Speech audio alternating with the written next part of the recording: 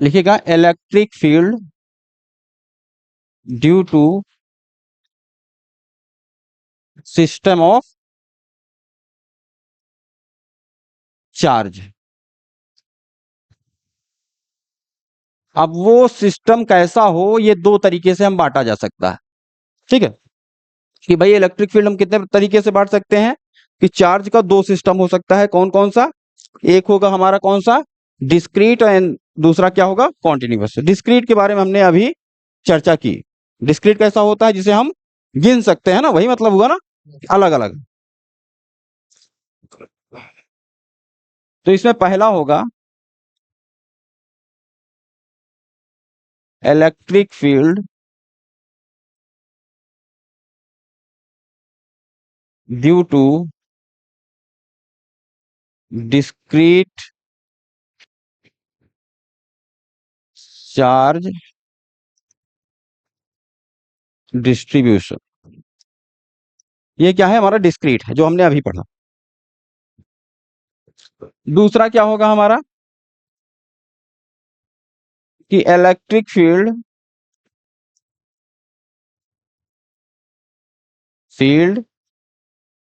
Due to continuous charge distribution. तो ये दो तरीके हैं। ठीक है, तो इसके बारे में हमने अभी देखा। तो आइए हम इसी से शुरुआत करते हैं। इसका एक्सप्रेशन कैसे आएगा, कैसे हम निकालेंगे। मान लीजिए कि कहीं पे सिस्टम ऑफ चार्ज है, कुछ ऐसा है। ये कोई रेफरेंस पॉइंट है, कोऑर्डिनेट एक्सिस है, और यहाँ पे कोई चार्ज हमारा है जो कि चार्ज है क्यू प्राइम है, और ये पोजीशन वेक्टर आर प्राइम पे है। जहां पे चार्ज होता है उसको कौन सा पॉइंट बोलते हैं हम लोग? हाँ, अभी पता है ना, सोर्स, सोर्स पॉइंट बोलते हैं। जहां पे निकालना होता है उसे हम क्या बोलते हैं, फील्ड पॉइंट बोलते हैं। हमने बताया था सोर्स पॉइंट को हमेशा हम प्राइम से लेंगे, और फील्ड पॉइंट को हम सिंपल वेक्टर से लेंगे। ये हमारा क्या है, आर वेक्टर। इस पॉइंट पे हमको इलेक्ट्रिक फील्ड निकालना है, किसके कारण से, चार्ज क्यू प्राइम से। अगर ये पोजीशन वेक्टर आपको दिया है, ये आर प्राइम दिया है, ये आपको आर दिया है, तो निकाल सकते हैं इसको। अगर निकाल सकते हैं, निकाल के बताइए कितना होगा, बताइए।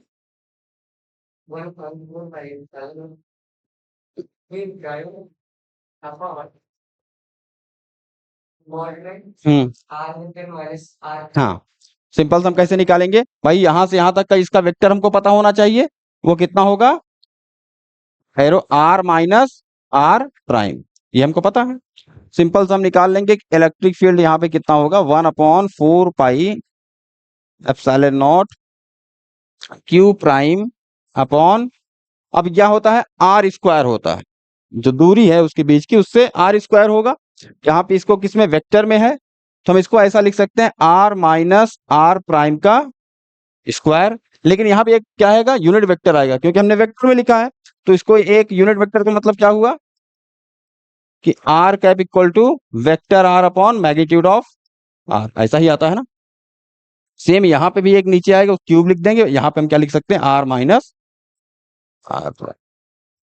ये तरीका है निकालने का। लेकिन अगर यही ऐसा ना हो कि कई यहाँ सिस्टम लिखा हुआ है ना, सिस्टम ऑफ चार्ज, यहाँ पे सिंगल चार्ज है। अगर यही कई चार्ज हो इसमें, हमको गिनती नहीं पता वो कितने हैं, तब हम कैसे निकालेंगे। मान लीजिए, या इसी के नीचे लिखिए थोड़ा सा,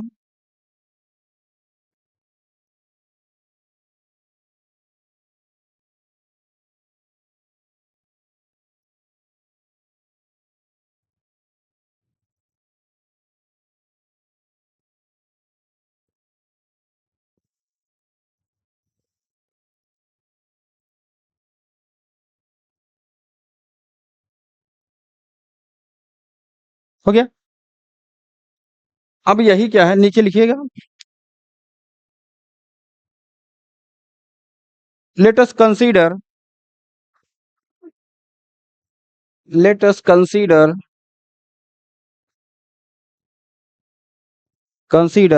charge q1 comma q2 comma q3 dot qn। qn कैसे लिखेंगे, चार्ज है, कौन सा चार्ज है, मान चलिए n चार्ज है। अब n कुछ भी हो सकता है ना सिस्टम ऑफ चार्ज में, 100 हो 1000 हो, उससे हमको लेना देना नहीं है, वो हम निकाल सकते हैं। तो लिखिएगा उसमें qn at position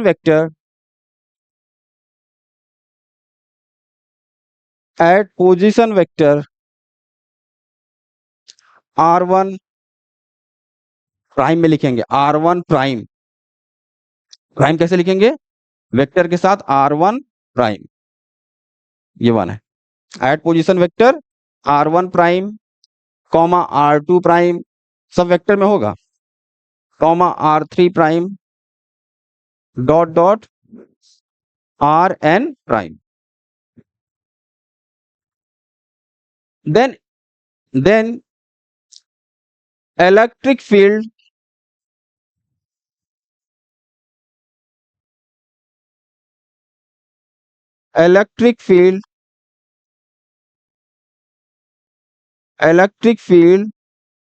eight position vector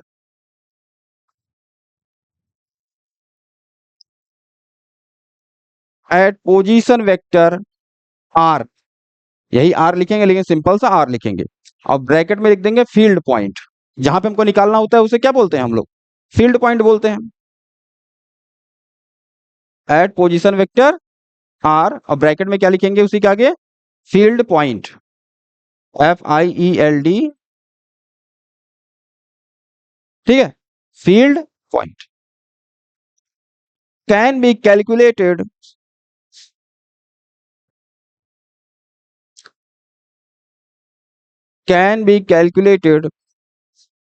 by superposition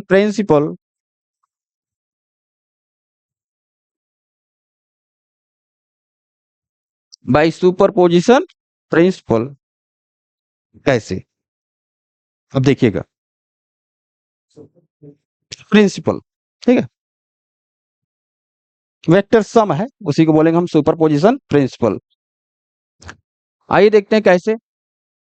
suppose करिए ये हमारा कोई रेफरेंस पॉइंट, देखिए कोऑर्डिनेट एक्सिस बनाते हैं ना, यही तो हम सभी चीजों को देखेंगे कहाँ पे है चार्ज और कहाँ पे निकालना है। अगर ये ना हो तो हम कहाँ से रेफरेंस पॉइंट लेंगे। तो मान के चलिए चार्ज हमारे कुछ ऐसे हैं, ये हमारा है Q1, ये है Q2, ये है हमारा Q3, ये Q4 और ये हमारा है QI। अब मैंने आई क्यों लिखा, क्योंकि यहाँ पे हम किसका यूज करने वाले हैं, हमने कहा था ये डिस्क्रीट है तो हम किसका यूज करेंगे, समेशन का। तो समेशन आई को हम वेरी करवा देंगे, आई जो भी नंबर हो, आई एक वेरिएबल है, वो 100 50 जितने भी चार्ज होंगे उसके हिसाब से हम आई को चेंज करेंगे। 100 चार्ज है तो आई कितना हो जाएगा, हम वेरी करेंगे आई यहाँ से 1 से 100 तक जा रहा है, 1000 है तो 1 से 1000 तक जा रहा है, उस हिसाब से हमने इसको चूज किया है। यहाँ पे क्या करेंगे, हम इसको पोजीशन वेक्टर दिखा देंगे। सपोज करिए इसका पोजीशन वेक्टर कितना है, R1 प्राइम है, ये हमारा R2 प्राइम, समझ रहे हैं ना, ये R4 प्राइम होगा और ये हमारा होगा RI प्राइम। और ये जहां पे ये चार्ज रखे होते हैं सभी पॉइंटों को मिलाकर हम क्या बोलते हैं, सोर्स पॉइंट।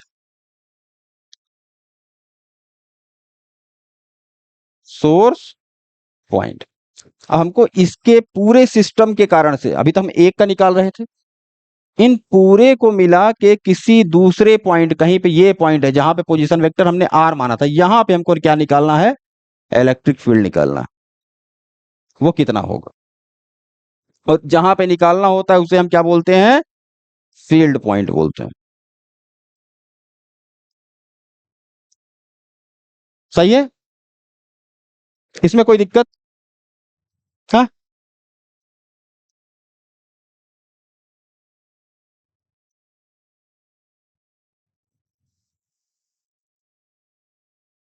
तो हम क्या करें, हम ऐसा निकाल सकते हैं, इसको यहाँ पे निकाले, इसके कारण से कुछ इलेक्ट्रिक फील्ड आएगा, इसके कारण से यहाँ पे निकाले, Q3 के कारण से यहाँ निकाले, और सबको क्या कर दे, जोड़ दे, या हम सभी को एक समेशन के फॉर्म में लिख दे, तो आ जाएगा।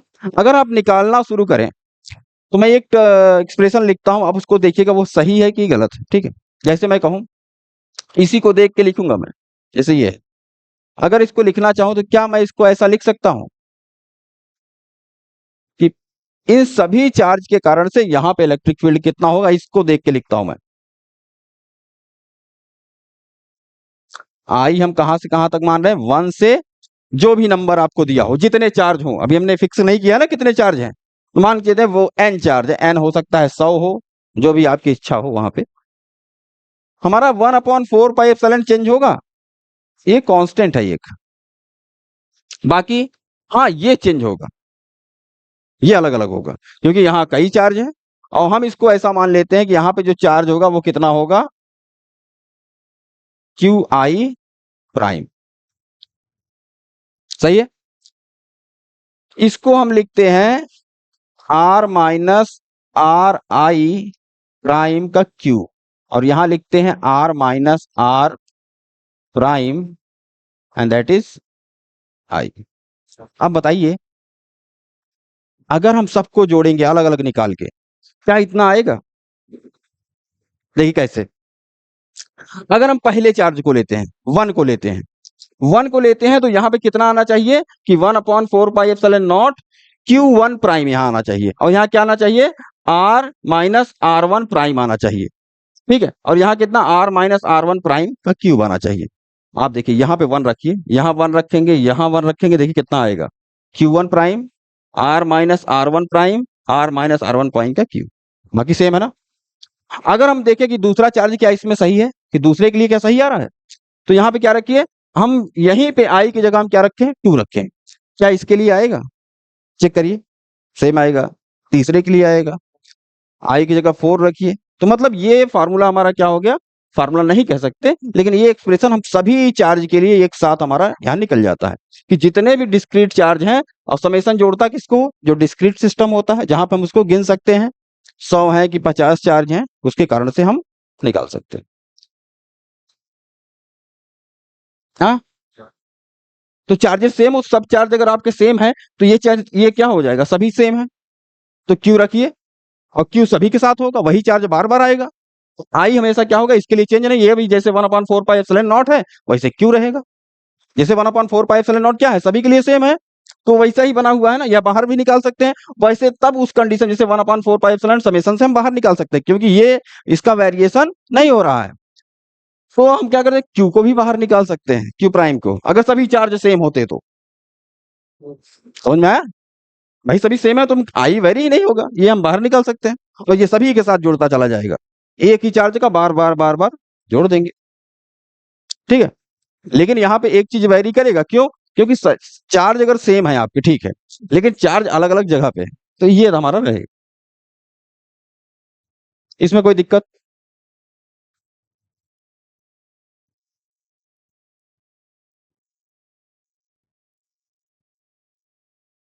आगे चले। अच्छा, ये समझ में आया कि नहीं, ये ऐसा ही है आपका, इतना ही पढ़ना था आपको इसमें। अब हम चलते हैं क्या, जो हमारा अब जो हमारे सिलेबस में है, ये तो इंटर वाला था ना, इंटर में आपने यहाँ तक पढ़ा है, उसके आगे उनकी लिमिट बन जाती है भाई, इसके आगे आपने गड़बड़ हो जाए, क्योंकि यहाँ पे क्या आएगा, कैलकुलस आएगा, जो कि सभी के लिए अभी सही नहीं है, क्योंकि आपने, हो सकता है किसी ने पढ़ रखा हो पहले से, उस समय की बात कर रहा हूँ जब आप इंटर में थे, तो कभी कभी क्या होता, मैथ में पीछे चल रहे होते तो कैलकुलस पढ़ा ही नहीं होता आपने, तो वो कैसे समझाएंगे आपको कॉन्टिन्यूअस सिस्टम को, जहां पे क्या होगा, इंटीग्रेशन का यूज होगा।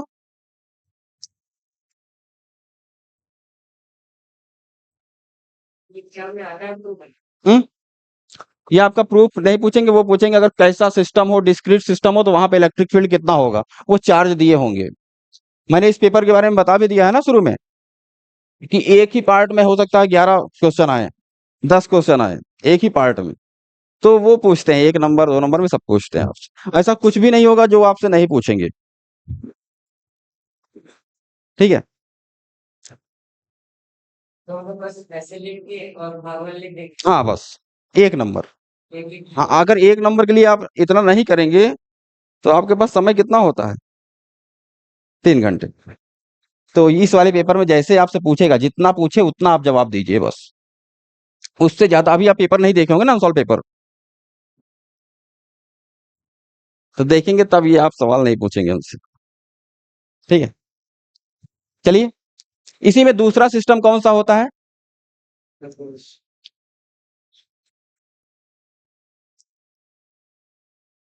Electric field due to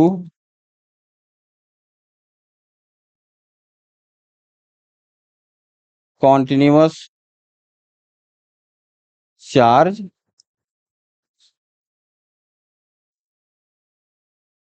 distribution. अभी जो प्रूफ होंगे इसमें बड़े होते हैं, लेकिन अभी आगे आएंगे। ठीक है, अभी आप सिंपल से जानकारी लीजिए कैसे हम स्टार्ट करते हैं। हम लोग आगे बढ़ते सीखते हुए जाएंगे ना आगे। तो अब यहाँ पे क्या है कि चार्ज क्या होगा, ये कॉन्टिन्यूअस होगा। कॉन्टिन्यूअस होने का मतलब ये है कि मैंने जैसे कहा किसी वायर पे चार्ज हो, अब हम गिन नहीं सकते ना वायर पे कितना चार्ज होगा। अगर इस प्लास्टिक को हम बाल में रगड़े उसके बाद कितना चार्ज आएगा, गिन सकते हैं आप? नहीं गिन सकते। तो ऐसे अगर चार्ज हो, सपोज करिए, अब चार्ज 3 तरीके से मैंने उस दिन भी बताया था कैसे फैल सकता है। हो सकता है किसी लाइन के अलॉन्ग, या किसी सरफेस पे चार्ज हो, या किसी वॉल्यूम में चार्ज हो। वॉल्यूम की जब मैंने बात की थी, वो किसके लिए बात की थी, नॉन कंडक्टिंग होगा। क्योंकि कंडक्टिंग कोई भी बॉडी होगा वो चार्ज कहाँ पे होगा, उसके सरफेस पे होगा। पता है ना ये। तो इसमें 3 तरीके के सिस्टम होते हैं, कि 3 तरीके से कॉन्टिन्यूअस चार्ज जो है डिस्ट्रीब्यूटेड होते हैं। पहला उसमें से होता है, एक होता है आपका लीनियर चार्ज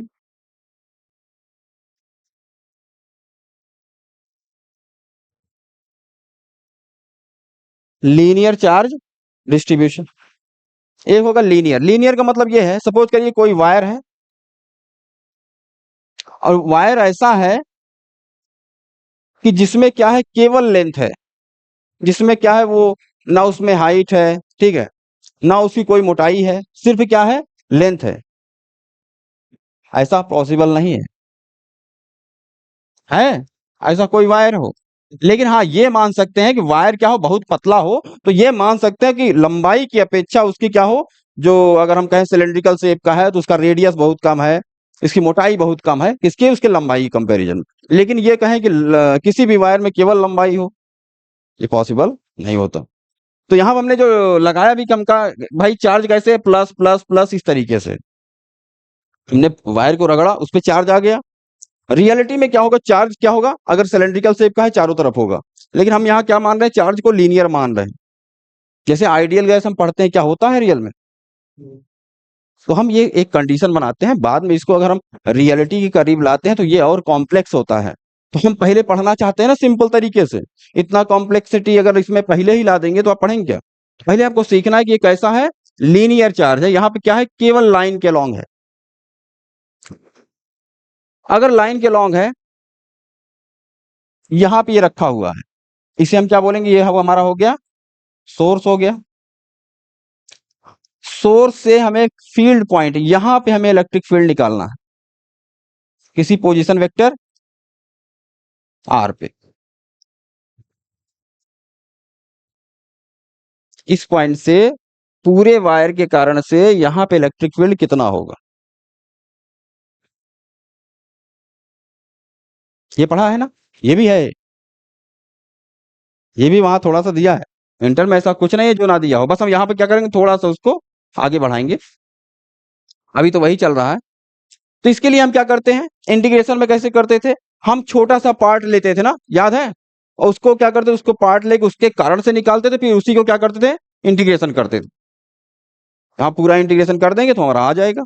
तो हम क्या करते हैं कि पहले हम क्या करते हैं, इसमें छोटा सा लाइन एलिमेंट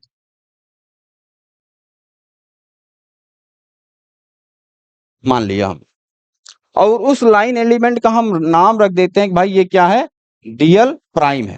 हमने कहा था प्राइम के रूप में सभी को लेंगे। और जो हमने छोटा सा लाइन एलिमेंट लिया है उसे हम क्या बोलेंगे कि उस पर चार्ज हमारा कितना है, डी क्यू प्राइम। अब यहाँ पे एक टर्म हम डिफाइन करते हैं जिसे बोलते हैं, जिसे देखिए मास वॉल्यूम में देखते हैं तो क्या बोलते हैं कि डेंसिटी है, मास डेंसिटी। वैसे यहां हम लाइन के लॉन्ग देखेंगे तो यहाँ पे कि भाई पर यूनिट लेंथ में कितना चार्ज है, तो उसे हम क्या बोलते हैं, एक टर्म डिफाइन करते हैं जिसे बोलते हैं लीनियर चार्ज डेंसिटी। किसी सरफेस पे देखेंगे पर यूनिट सरफेस पे कितना चार्ज, उसे क्या बोलते हैं, सरफेस चार्ज डेंसिटी बोलते हैं। किसी वॉल्यूम में देखें, किसी वॉल्यूम के पर यूनिट वॉल्यूम में कितना चार्ज है, उसे क्या बोलेंगे, वॉल्यूम चार्ज डेंसिटी। जिसे हम क्रमशः किससे दिखाते हैं, लेमडा, सिग्मा एंड रो से। तो इस केस में हम डिफाइन करते हैं एक टर्म जिसे हम नाम देते हैं linear charge density. Linear charge density जिसे हम दिखाते हैं किससे, लेमडा से। अगर आपने थोड़ा बहुत आपको याद हो तो वहां पे क्या करते थे, lambda equal to q by l से करते थे ना, क्यू बाई एल, एल मतलब लेंथ, यही करते हैं ना। अब देखिए, तो हम अगर हम जितना लेंथ लिए हैं डीएल प्राइम लिए हैं, उसे क्या बोलते हैं हम, लाइन एलिमेंट बोले हम। तो हमारा उस पे चार्ज कितना है, डी क्यू प्राइम है, कितने पे, डीएल प्राइम,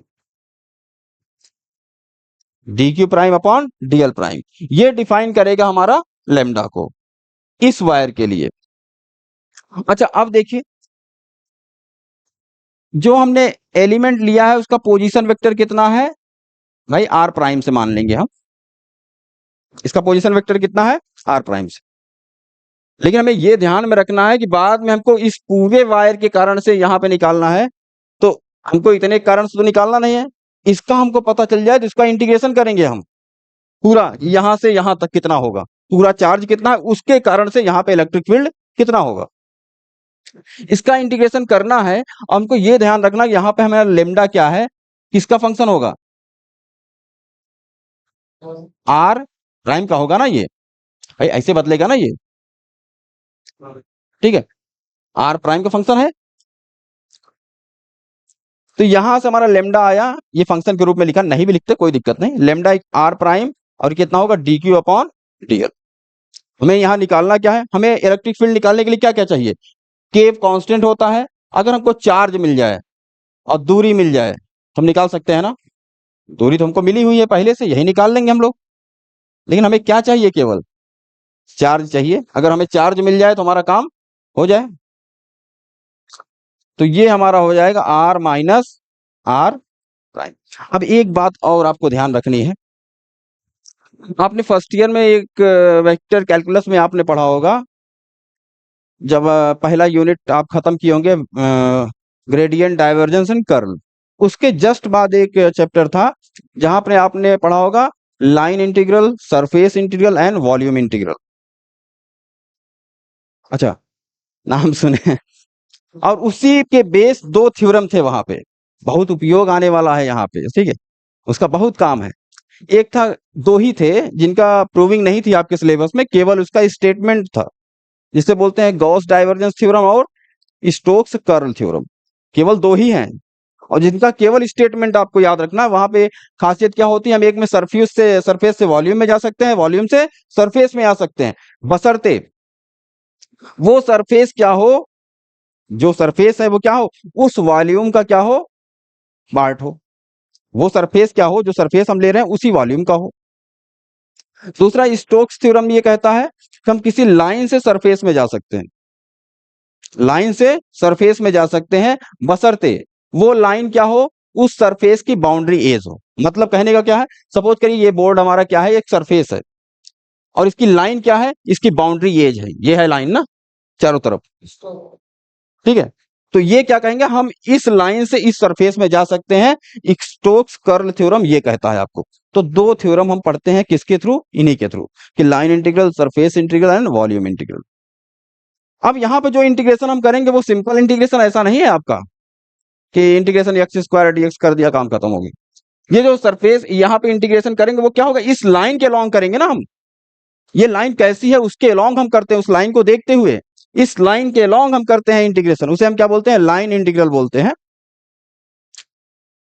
दूसरा, इसी में अभी सरफेस आएगा तो वहां पे एक डबल टर्म में आता है, वही इंटीग्रेशन दो बार हो जाएगा, ऐसा किया होगा ना, उसे बोलते हैं हम सरफेस इंटीग्रल। तीसरा, वॉल्यूम के लिए जब पढ़ेंगे तो उसे क्या बोलेंगे, तीन बार इंटीग्रेशन होता है। ऐसा इंटीग्रेशन आपने किया भी होगा, एग्जाम में शायद आया हो, कि अभी हमेशा नहीं आता लेकिन आता रहता है वो। तो तीन बार इंटीग्रेशन करते हैं हम लोग। हम्म, चलिए मैं बता दूंगा आपको, ठीक है, आइए।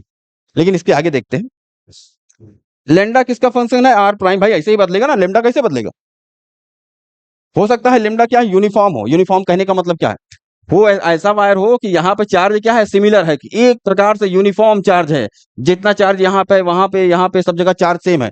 या ऐसा भी हो सकता है लेमडा क्या हो, नॉन यूनिफॉर्म हो, यहाँ पे चार्ज ज्यादा हो यहाँ पे कम हो, ये भी एक केस है, यस वो और कॉम्प्लेक्स बनता है, ठीक है।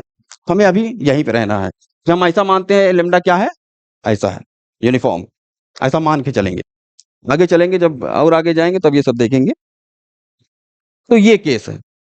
तो अब हमें चाहिए क्या, इलेक्ट्रिक फील्ड निकालने के लिए केवल चार्ज चाहिए हमको। चार्ज मिल जाए, दूरी हमको पता है, ये कितनी दूरी पे है वेक्टर फॉर्म में, हम निकाल देंगे। और इसका क्या करेंगे, इंटीग्रेशन नहीं बोलेंगे, क्या बोलेंगे, लाइन इंटीग्रल करेंगे।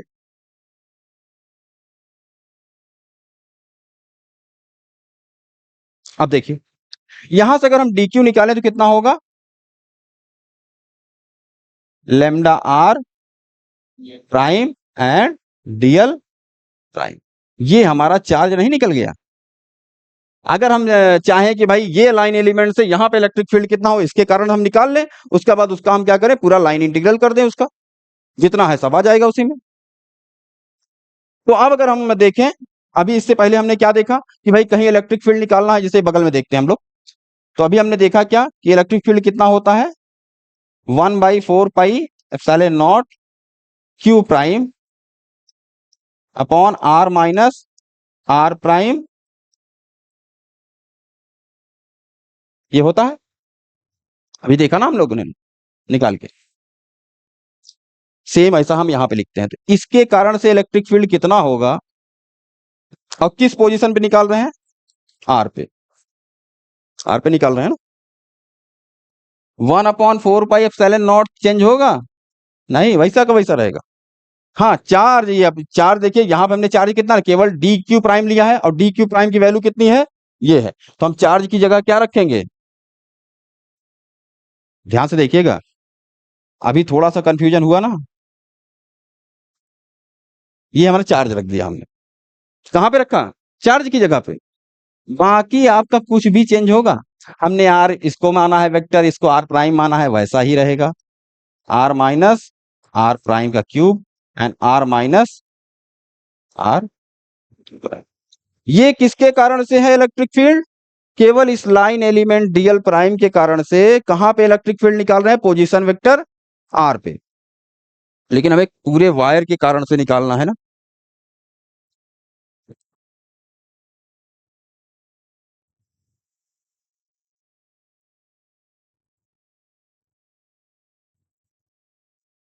या हम इसको थोड़ा सा ये लिख सकते हैं ना, ये स्मॉल ई कर सकते हैं, या हम इसको डी ई कर सकते हैं ना, कर सकते हैं ना, क्यों, छोटा सा है ना पार्ट, छोटा सा इलेक्ट्रिक फील्ड है।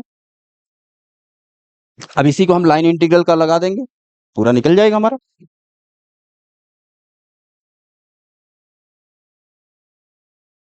कोई दिक्कत हो मुझे बताइए पहले, यहां तक समझने में। हम्म, समझ में आया है? तो अगर हम इसका इंटीग्रेशन करते हैं, दोनों तरफ होगा ना लाइन इंटीग्रल। अच्छा, लाइन इंटीग्रल का सिंबल क्या होता है, या तो एक बार लगा के एक बार आप इंटीग्रेशन का साइन लगाइए, यहाँ पे क्या लिख दीजिए, एल लिख दीजिए, वो क्या है, लाइन इंटीग्रल। सरफेस इंटीग्रल क्या है, एक बार लगाइए यहाँ पे एस लिखिए, एक बार लगाइए यहाँ पे टाउ लिखिए। अब यहाँ पे वी क्यों नहीं लिख रहा हूँ वॉल्यूम के लिए, क्योंकि वी से यहाँ पोटेंशियल को शो करेंगे ना हम लोग। पोटेंशियल को किससे दिखाते हैं, वी से दिखाते हैं, इसलिए हम यहाँ पे टाउ हमेशा वॉल्यूम को हम टाउ से दिखाएंगे। यही इतना सेंस है और कोई नहीं। या एक तरीका और होता है, लाइन तो आपका सेम रहेगा, अगर यहाँ पे एस नहीं लिखना है, यहाँ पे सरफेस इंटीग्रल को हम 2 बार में दिखाते हैं, यहाँ पे टाउ नहीं लिखना तो वॉल्यूम इंटीग्रल को हम 3 बार में दिखाएंगे। ये हमारा अगर इसको लिखना है तो सिंपल से ये लिख सकते हैं, लेकिन एल आपको ध्यान रखना होगा, ये लाइन इंटीग्रल। ठीक, तो अब हम यहाँ पे करेंगे लाइन इंटीग्रल, और हमारा जो टोटल रिजल्ट है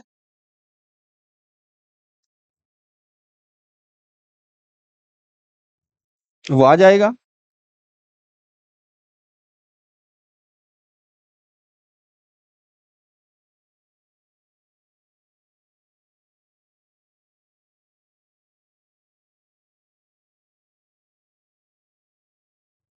तो ये कितना हो जाएगा,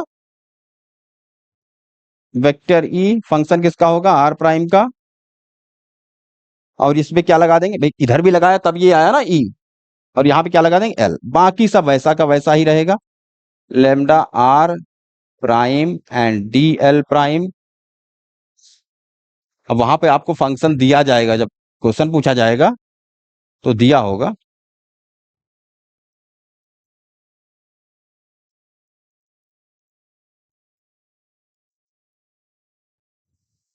ये आपका है electric field at position vector r due to continuous charge distribution along the line, जो भी आपको लाइन वहां पे दिया होगा।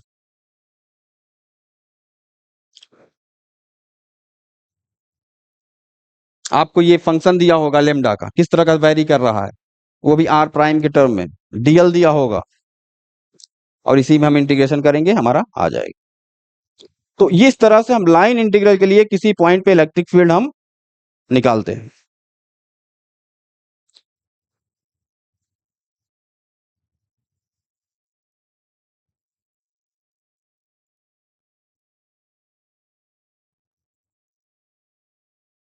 इसमें कोई दिक्कत, बहुत सिंपल है, ऐसा कुछ अभी टफ नहीं, हम लोग अभी तो इंट्रोडक्शन पार्ट है केवल, ठीक है। अभी ये छोटी छोटी बातें हम लोग बस चर्चा कर रहे हैं, ठीक है, अभी कोई सिलेबस आपका स्टार्ट नहीं हुआ है। चले, दूसरा इसी में एक और आता है, क्या बोलेंगे उसको, सरफेस, लिखिए आप लोग, चार्ज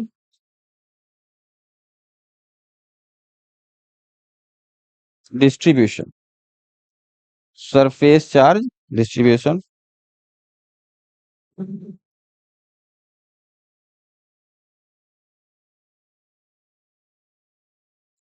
वो कुछ इस तरह से होगा,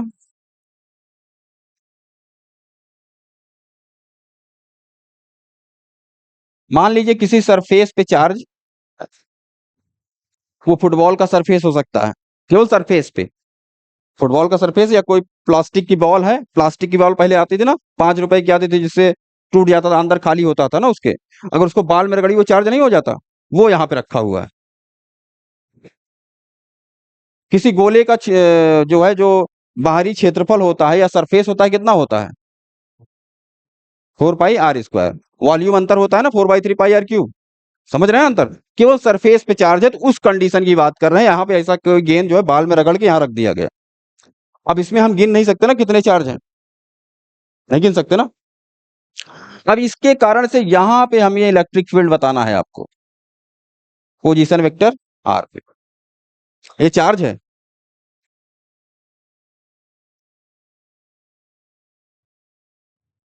ठीक है, ऐसे रहेगा, चार्ज है। ये कैसे निकालेंगे, सेम ऐसा ही निकालेंगे हम, इसमें क्या करेंगे, अभी उसमें हमने क्या लिया, लाइन एलिमेंट लिया था, यहाँ पे क्या लेंगे, उसका नाम रखा जाए सरफेस एलिमेंट, जिसको हम दिखाते हैं डी एस प्राइम से। इस पे चार्ज कितना है, डी क्यू प्राइम है। ये कहां पे है जो हमने एलिमेंट लिया है, वो है पोजीशन वेक्टर आर प्राइम पे। ये हमने यहां पे लिया है सरफेस एलिमेंट, जहां पे पोजीशन वेक्टर आर प्राइम पे। जहां पे निकालना है, अगर इस पॉइंट से देखा जाए कहां पे है वो, आर माइनस आर प्राइम। फिर से हम इसमें डिफाइन करेंगे, क्या डिफाइन करते हैं हम लोग? Surface charge. भाई यहां पे हमको सरफेस चार्ज डेंसिटी दिया होगा, भाई वो कितना हमने चार्ज किया है उसको वो हमको पता होगा तो उस क्वेश्चन में दिया होगा। लेकिन अभी हम डिफाइन करें सरफेस चार्ज डेंसिटी, जो को आपको वहां पे उस सवाल में उस क्वेश्चन में दिया होगा। इसको हम किससे दिखाते हैं? सिग्मा से। अगर यहाँ पे देखिए ये किसका फंक्शन है, हमने उसको किससे दिखाया? आर प्राइम से। कितना होगा ये? जितना चार्ज होगा वहां पे,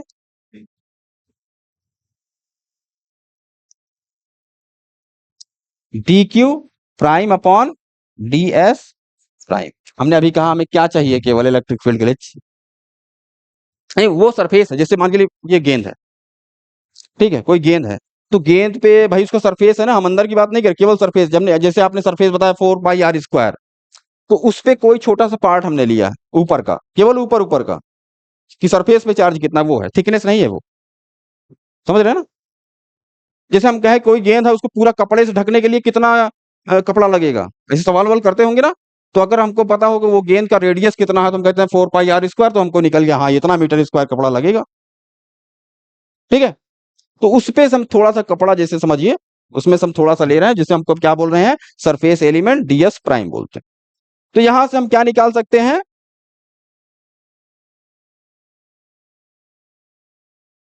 आवेश कितना होगा?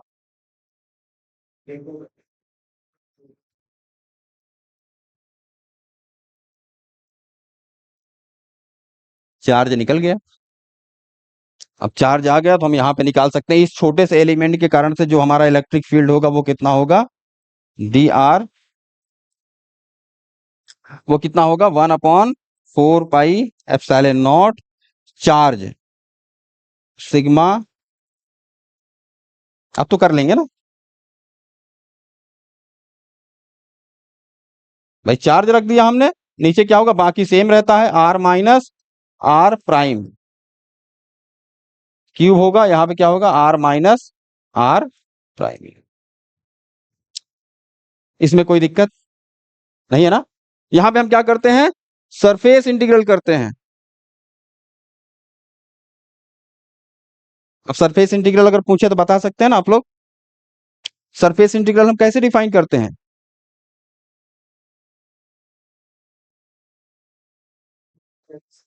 सरफेस इंटीग्रल, दो बार इंटीग्रेशन। हाँ वो तो है ही। ठीक है, अभी बताएंगे आपको, ठीक है। जब हम गॉस का नियम पढ़ेंगे ना, उसमें हम आपको बता देंगे सब। ये सब पूरा पढ़ाते हुए तब आगे बढ़ेंगे, अगले टर्म पे यही पढ़ाएंगे आपको। तो यहाँ पे हम इंटीग्रेशन करेंगे, इसका मतलब क्या करेंगे इसमें? सरफेस, इस सरफेस के लॉन्ग जो भी सरफेस आपको दिया हुआ है यहाँ पे, वो कैसा हो सकता है? क्या फुटबॉल ही हो सकता है क्या, जिसका हम शेप नहीं पता वैसा हो, मैं टेढ़ा मेढ़ा हो? तो उस सरफेस के हिसाब से उसका इंटीग्रेशन करेंगे, उसे हम क्या बोलेंगे? सरफेस इंटीग्रल, इंटीग्रल बोलेंगे। और ये कैसा होता है? उस सरफेस के लॉन्ग इंटीग्रेशन करेंगे, जो कि डबल इंटीग्रल होता है आपका।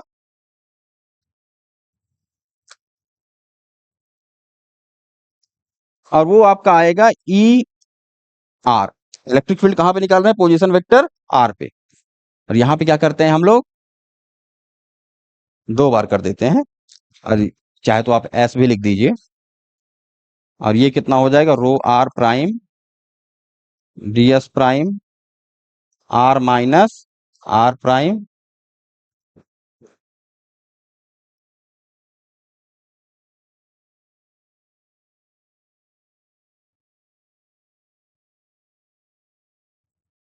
अब ये सरफेस कैसा होगा? जब वहां पे हम लेंगे, तो कोई भी सरफेस डिफाइन करने का मतलब, अगर हम ये coordinate axes x Y z में ले रहे हैं, तो सरफेस को हम कैसे लिखेंगे वहां पे?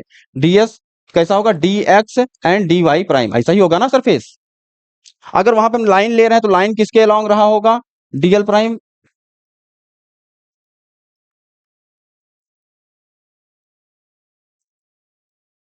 लाइन किसके अलॉन्ग रहेगा? किसी एक एक्सिस के अलॉन्ग होगा लाइन, ठीक है, जिसके अलॉन्ग हम लेना चाहते हैं डी एक्स समथिंग कुछ, और यहाँ पे डी टाउ हम जैसे लिखेंगे वो क्या होगा, d x prime D Y prime and D z. आपने वहां कैलकुलस में ये करवाया गया है, वो सवाल फर्स्ट ईयर में है, इसीलिए था वहां पे कि जब आगे जाएंगे आप तो इसको हमें पढ़ाना ना पड़े आप, इसीलिए था ना वहां पे। कक्षा में आगे क्यों पढ़ते हैं कि बीएससी फर्स्ट ईयर में जो पढ़े रहिए उसके आगे पढ़ते हैं हम लोग। हाँ,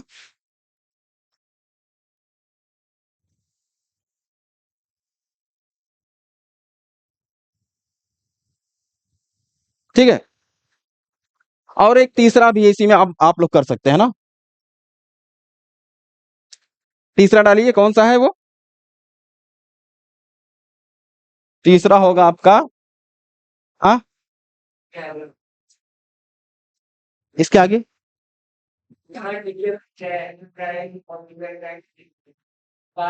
कहाँ पे, कहाँ पे क्या लिखे हम, नहीं नहीं वो अभी एस में लिखा हुआ ना, डीएस प्राइम में ही वो इन्वॉल्व है ना, मैंने डीएस प्राइम की जगह लिखा ना d x y prime and d Y prime. वो जब दिया होगा आपको, वो एक्स वाई जेड में देगा तो वो देगा, तब आपको कन्वर्ट करना होगा ना वो।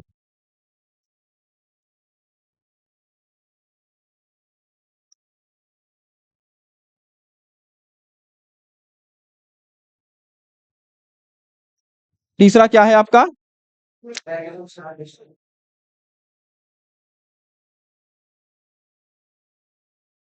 अभी ये बहुत बेसिक है, आप लोग बस देखते रहिए कैसे हम यूज कर रहे हैं, आपसे मन से ये निकले कि अभी हम सिर्फ डर भगा रहे हैं आपको। वेक्टर लाइन इंटीग्रल का नाम सुन लीजिए आप, अभी आप समझिए तो ग्रामर सीख रहे हैं उसका, ठीक है, शब्दों को सीखिए पहले कि भाई ये लाइन इंटीग्रल क्या है, लाइन एलिमेंट क्या है, सरफेस एलिमेंट क्या है, वॉल्यूम एलिमेंट क्या है, सरफेस चार्ज डेंसिटी क्या है, वॉल्यूम चार्ज डेंसिटी क्या है, इन शब्दों को आप सीखिए, उसके बाद हम पढ़ेंगे इसको।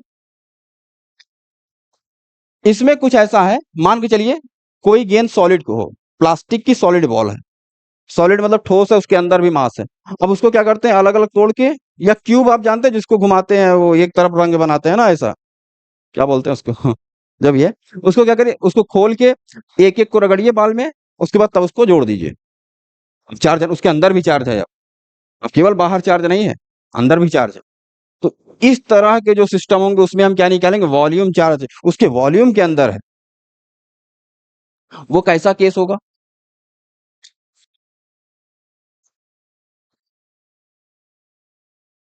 ऐसा कोई बॉल है। अब इस बार क्या है, इसके वॉल्यूम के अंदर चार्ज है, और इसके कारण से कहीं पे यहां पे आपको निकालना है इलेक्ट्रिक फील्ड, जहां पे पोजीशन वेक्टर कितना है, आर है। और इसमें हम क्या डिफाइन करेंगे, ये यहाँ पे जुड़ा हुआ है, ठीक है, ऐसा नहीं है। और इसमें क्या है, नहीं आप नहीं, आप क्या समझ रहे हैं, क्या सरफेस की बात कर रहे हैं क्या आप, सपोज करिए जैसे ये दीवार है, अभी ये दीवार क्या दिख रहा है, सरफेस है, क्या दीवार के अंदर उधर अगर थोड़ी सी भी हाइट हो तो वो क्या बन जाएगा। अच्छा, कोई भी सरफेस वॉल्यूम कैसे बनता है, उसमें हाइट आ जाए। जैसे मैं कहता हूं कि अगर मैं कहूं ये बेलन है आपका, इसकी हाइट कितनी है, एच है, इसका रेडियस क्या है, आर है। अगर मैं कहूं ये क्या है, ये सरफेस वृत्त है ना, एक वृत्त होता है, वृत्त का क्षेत्रफल कितना होता है, बताइएगा, मैं बता रहा हूं जो कहना चाहता हूं, पाई आर स्क्वायर। अगर इसी में एच से मल्टीप्लाई कर दूं, एच से मल्टीप्लाई कर दूं, ये क्या बन गया, वॉल्यूम बन गया। सेम ऐसा ये सरफेस है, अगर इसके अंदर थोड़ी भी अंदर हाइट हुई, अंदर हम घुसे, तो वो क्या बन गया, वॉल्यूम बन गया। सेम अभी तो हम फुटबॉल के सरफेस की बात कर रहे हैं, जैसे ही उसके अंदर हमने जाना शुरू किया आर रेडियस तक, हमने पूरा मान लिया, वही क्या बन गया, वॉल्यूम। अब इसको हम 3D में तो दिखा नहीं सकते ना आपको, ऐसा ही रहेगा, यही वॉल्यूम है। इसके अंदर इस बार क्या है, मास है, और इसके अंदर जो हम इस बार जो करेंगे उसे हम क्या बोलेंगे, वॉल्यूम एलिमेंट बोलेंगे, ना कि सरफेस एलिमेंट बोलेंगे। इसके अंदर से हम थोड़ा सा जो एलिमेंट लेंगे उसे बोलते हैं वॉल्यूम एलिमेंट, क्योंकि हम अंदर जा रहे हैं। तो इस बार क्या लेंगे, वॉल्यूम एलिमेंट लेंगे। अब वो कितना होगा, हम इसको लेंगे क्यूबिकल शेप में, ये है, मान लेंगे इसका वॉल्यूम कितना है, डी टाउ प्राइम है, इस पे चार्ज कितना है, डी क्यू प्राइम है, इसका जो पोजीशन वेक्टर है वो कितना है, आर प्राइम है। यहां से हमको यहां पे निकालना है, पूरे के कारण से पहले हम निकालते हैं स्मॉल से वॉल्यूम एलिमेंट से, उसके बाद उसे हम क्या कर देंगे, वॉल्यूम इंटीग्रल कर देंगे, हमारा निकल आएगा।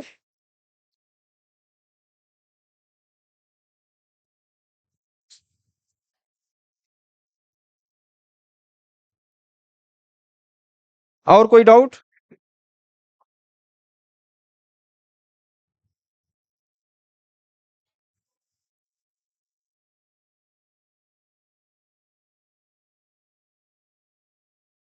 इस केस में हम क्या डिफाइन करेंगे?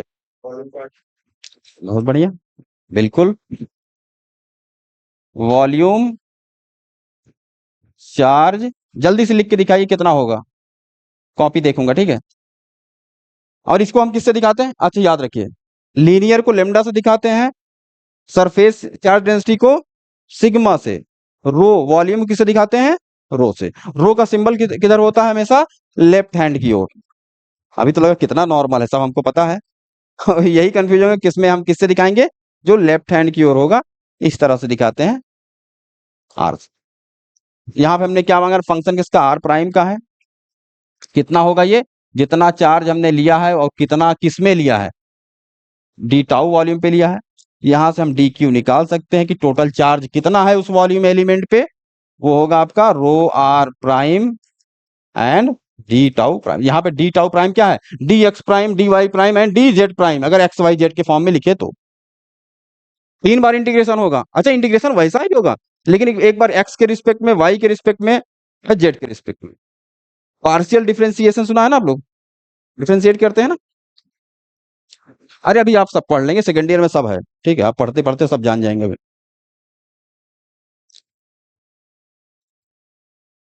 अब यहाँ पे ये निकाल सकते हैं इलेक्ट्रिक फील्ड कितना होगा इस पॉइंट पे।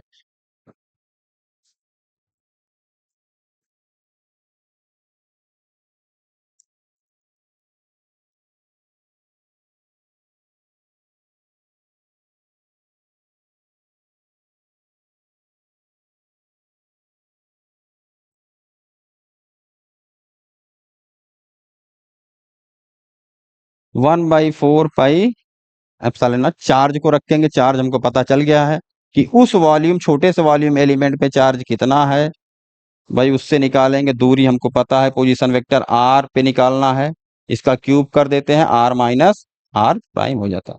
बाद में इसको हमको पूरे के कारण से निकालना, तो ऐसे जितने भी वॉल्यूम एलिमेंट उसमें बनेंगे सबको छोटा छोटा छोटा छोटा सबको एक साथ जोड़ दीजिए। गिन तो नहीं सकते, लेकिन इंटीग्रेशन कर सकते हैं। यहाँ पे इंटीग्रेशन का सिंबल भी है, अलग होता है ये। और इसको कैसे लिखते हैं? वॉल्यूम इंटीग्रल, ये है। तो अब आप इससे भी परिचित हो रहे हैं ना कि टाउ प्राइम से लिखा जाता है। अच्छा, एक चीज वहां लिख लीजिएगा आप लोग, जो इसका पूरा वॉल्यूम है वो कितना है? हमने तो ये छोटा सा एलिमेंट लिया है ना, इसका पूरा वॉल्यूम कितना है? Tau prime.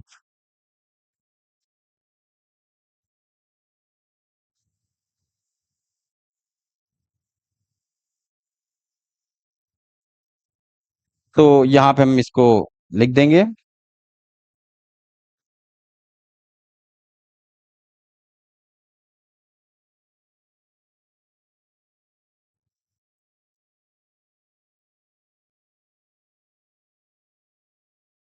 ये हुआ हमारा थोड़ा सा इंट्रोडक्शन है, थोड़ी सी उसकी जानकारी है कि लाइन, सरफेस एंड वॉल्यूम का डिस्ट्रीब्यूशन अगर चार्ज का हो तो हम कैसे निकाल सकते हैं।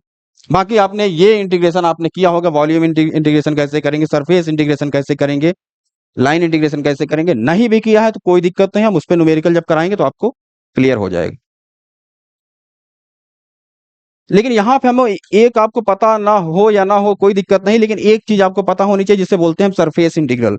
क्यों पता होनी चाहिए?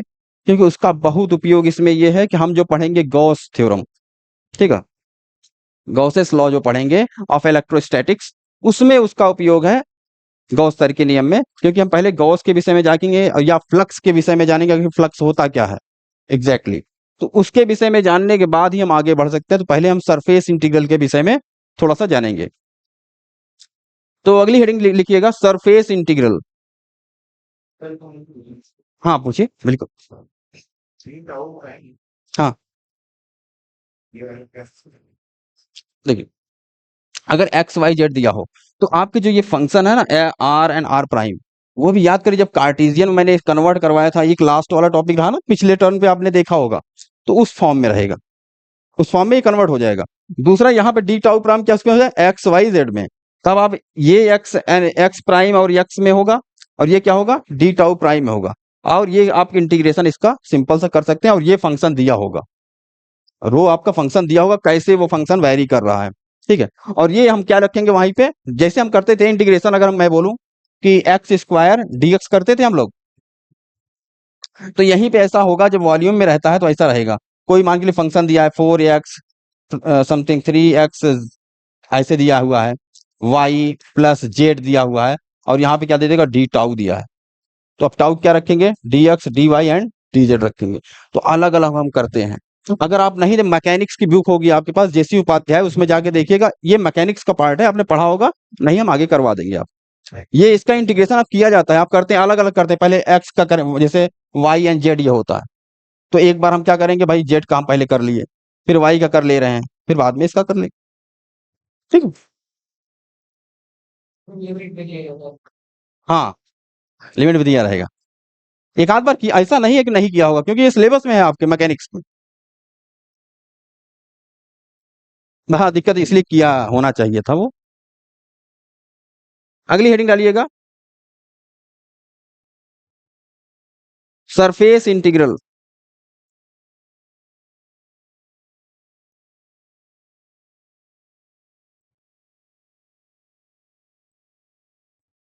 शायद थोड़ा सा समझ में आया आपको सरफेस इंटीग्रल, जब नहीं पढ़ा है तो आप कर ही लेते हैं, हम लोग थोड़ा सा ना कर ही लेते हैं, क्या मतलब बताने का पढ़ा होगा कि नहीं पढ़ा होगा। सरफेस इंटीग्रल हम डिफाइन कैसे करेंगे, किसी भी वेक्टर का सरफेस इंटीग्रल हम कैसे निकालेंगे, नीचे लिखिएगा या पहले देख लीजिए।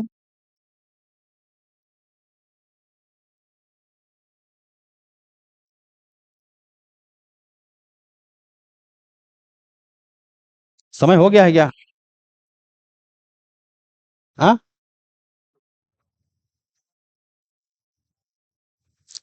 अच्छा सर आए ही नहीं क्या? हाँ। हाँ, बताना चाहिए, देखिए थे एक आध बार। घर आए थे क्या?